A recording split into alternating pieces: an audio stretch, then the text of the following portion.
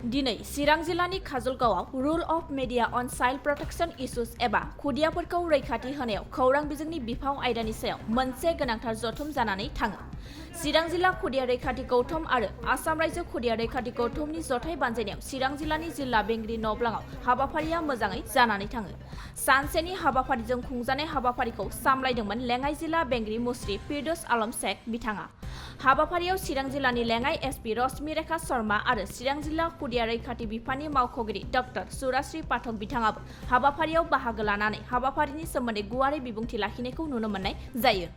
दिनैनि बे गोनांथार हाबाफारियाव चिरां जिल्लायाव थानाय गुबुन गुबुन खौरां बिजोंनि खौरांगिरि बिथांमोनखौ हाबाफारियाव बाहागो लानानै आयदानि सायाव मोनसे गोख्रों मददथि खालामनानै खामानि मावलांनायनि बाथ्रा फोरमायनायखौ नुनो मोननाय जायो।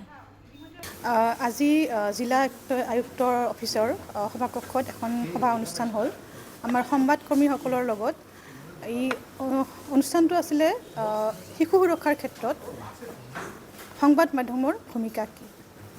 আজি আমাৰ এই অনুষ্ঠানত আমাৰ অতিৰিক্ত জিলা আয়ুক্তগৰাকীও উপস্থিত আছিলে, লগতে অতিৰিক্ত আৰক্ষী অধীক্ষকগৰাকী আছিলে আৰু আমি খুব ধুনীয়াকৈ আজি এটা অনুষ্ঠান হ'ল যে শিশু সুৰক্ষাৰ ক্ষেত্ৰত মিডিয়াই কি ধৰণৰ ভূমিকা ল'ব পাৰে।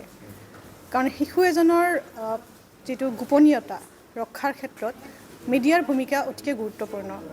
আমি যেতিয়াই শিশু সংক্ৰান্তীয় কিবা বাতৰি পাওঁ, সংবাদ মাধ্যমৰ কৰ্মীসকলে বাতৰি প্ৰচাৰ কৰে, তেতিয়া এইটো বিষয়ত গুৰুত্ব দিব লাগে যে শিশুজনৰ পৰিচয় যাতে কোনো প্ৰকাৰে পোহৰলৈ নাহে। ইয়াত শিশুজনৰ অকল নামটো নিদিলেই নহ'ব, শিশুজনৰ নাম, শিশুজনৰ পিতৃ মাতৃৰ নাম, গাঁৱৰ নাম, স্কুলৰ নাম বা ওচৰ চুবুৰীয়াৰ নামো তেওঁলোকে বাতৰিত দিব নোৱাৰে। তেওঁলোকে খুব বেছি উল্লেখ কৰিব পাৰে যে শিশুজন কোন ক্লাছত পঢ়ি আছে বা কোন থানাৰ অন্তৰ্গত, কিন্তু তাৰ বাহিৰে কোনো ধৰণৰ তথ্য দিব নোৱাৰে যিটোৰ পৰা শিশুজনৰ পৰিচয় পোহৰলৈ আহিব পাৰে। আজি আলোচনা খুব ধুনীয়াকৈ হৈ গ'ল, সেইটোৰ কাৰণে মই সকলোকে ধন্যবাদ জনাইছোঁ। আজি আমি 90 ডেজৰ এটা প্ৰগ্ৰাম কৰি আছিলোঁ, সুৰক্ষিত শৈশৱ সোণালী অসম। তাৰ বিষয়ে আমি কি কি কাৰ্যসূচী হাতত লৈছিলোঁ সেইখিনিও আলোচনা হ'ল। গোটেই অনুষ্ঠানটো খুব ধুনীয়াকৈ হৈছে। আপোনালোক সকলোকে ধন্যবাদ। চিৰাং জিলাৰ কাজলগাঁৱত DC অফিচৰ কনফাৰেন্স হলত জিলা ডিষ্ট্ৰিক্ট চাইল্ড প্ৰটেকশ্যন অফিচাৰে আজি মিডিয়াৰ সৈতে এটা ইণ্টাৰেকশ্যন, মানে এটা মিডিয়া কৰ্মশালাৰ নিচিনা এটা অনুষ্ঠান পাতিছে। আৰু এই অনুষ্ঠানটো পতাৰ কাৰণে আমি খুব অফিচাৰজনক ধন্যবাদ জনাইছোঁ, কাৰণ এই মিডিয়া ৱৰ্কশ্বপ খুবেই প্ৰয়োজন আছিলে।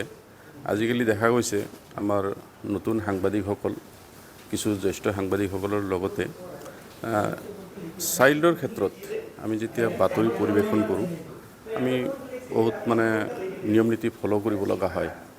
আৰু সেই নিয়ম নীতি নাজানিলে কেতিয়াবা আমাৰ সাংবাদিকসকল নিজেই ক্ৰাইম কৰি বহে। গতিকে সেইটো ক্ষেত্ৰত আমি অলপ চেঞ্চিটিভ হ'ব লাগে। গতিকে চাইল্ডক যাতে ফিউচাৰত চাইল্ডৰ নিৰ্যাতনৰ বলি হোৱা চাইল্ডে হওক বা ক্ৰাইম কৰা চাইল্ডে হওক, দুয়োটা ক্ষেত্ৰতেই দুয়োজনকে বচাব পৰাকৈ তেওঁলোকৰ ফিউচাৰৰ ফালে লক্ষ্য ৰাখি আমি যাতে বাতৰি পৰিৱেশন কৰিব পাৰোঁ, তাৰ বিষয়ে যি যি নিয়ম নীতি আমি মানি চলিব লাগে, সেই নিয়ম নীতি সম্পৰ্কে আজি আমাৰ ADC ছাৰ, লগতে আমাৰ এডিশ্যনেল SP আছিলে আৰু চাইল্ড প্ৰটেকশ্যন অফিচাৰে তেওঁলোকে গাইডলাইনখিনি আমাৰ সাংবাদিকসকলক বুজাই দিলে।